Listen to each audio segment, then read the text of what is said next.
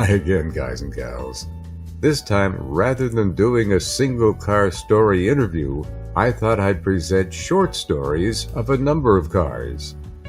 Let's start with Garrett's 1951 Ford Anglia. The story of this was found it in London about 2.5 years ago, and it was a complete basket case and something different, so I wanted to build something different. And so it's custom chassis, roll cage, it's got some fiberglass bodywork done to it. It's powered by a 355 small block Chevy Power Glide, and it's fully street legal. We built it for the racetrack, but it's got power windows, carpet, working wipers, working horns, so you can drive it anywhere, and it's just a fun little street car, and it's something different. It's a small car, compact car. Some of them don't have a lot of room for big engines like this one, so you got to do a lot of modifications to the firewall to get the engine set back. But you make it work. It's easier to put a smaller, lower horsepower engine in a tiny little car. It's going to go faster than if you put it in a big Camaro or Chevelle or something. So Garrett has been into cars all his life. Ever since I was 4 years old, I was out in the shop helping my dad, helping him build race cars and street cars and stuff. So been going to the drag strip ever since I was probably 1 year old. So Garrett has no plan to paint this car up. He'll keep it just as it is and enjoy. This is Randy, and this is his 1961 Ford Sunliner convertible. There's quite a story here, and it all started with his dad. A long time ago, my dad bought 2 junk cars for $100. We stripped them and made this one car out of it. I still have half a car in the garage up on the rafters, for parts. It's got a 352 Windsor engine in it. It's all original. The transmission is the Ford Cruise-O-Matic. It's automatic. It's restored as a family car, not as a trailer queen. We use it. We drive it around. It's all original. It's never been raced that I know of. It's only got 23,000 miles on it. That's miles, not kilometers. I don't know why, but there aren't many of these 61 Fords around. Here's a look at the interior. I'd say for a family cruiser, Randy and his dad have done a pretty good job in restoring this Sunliner. This is Earl, and this is his 1947 Studebaker pickup. Friend Bruce did quite a lot of work to it last winter. Well, everything took her right down, just the cab on the frame, and redone everything from there up. So it's had a complete rebuild. But it wasn't just the body that was rebuilt. Oh, he regasketed some of the engine, put some new parts in it, new water pump, new fuel pump, and we put some air conditioning. New wiring, air conditioning. So the old girl she's all power. She now has air conditioning, power seats, power windows, power brakes. As the whole works.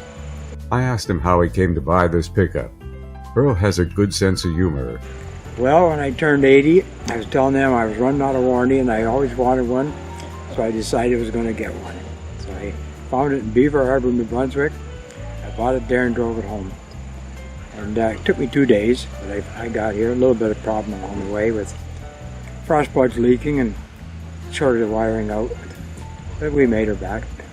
Often it's memories that make us choose the classics we own. When I was a kid in Harrow, the Hernandez used them for drilling wells. And I went to Windsor with them one night to get some brand new trucks and bring them home, a new pickup. I drove one home, and I really liked them.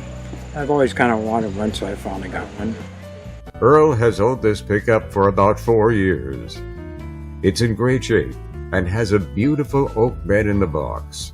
It's running a 318 Dodge engine, and it drives great out on the road. That's Earl's 1947 Studebaker. Now, here's another classic pickup. It's Terry's F68 1949 Ford. I have a cousin in Winnipeg, and he saw it for sale out on the country road, so he sent me some pictures, and then I went out and bought it.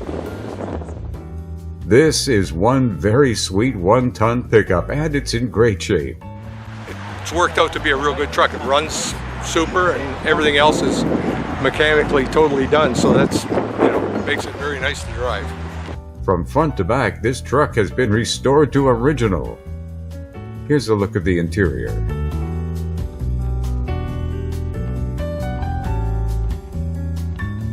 The engine is an original flathead V8 producing about 100 horsepower. It also has a very strong low end for hauling, but Terry isn't doing much of that these days. He's just out cruising and enjoying the ride. And so is Dave in his 1973 Di Tommaso Pantera, although his ride is just a little quicker.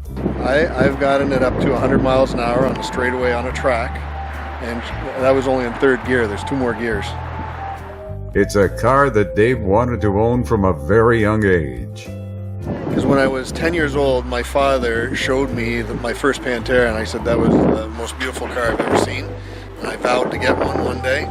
So fast forward 40 years, I found this in Upper New York. I brought my then 82-year-old father up with me, and I reminded him of our discussion when I was 10 years old.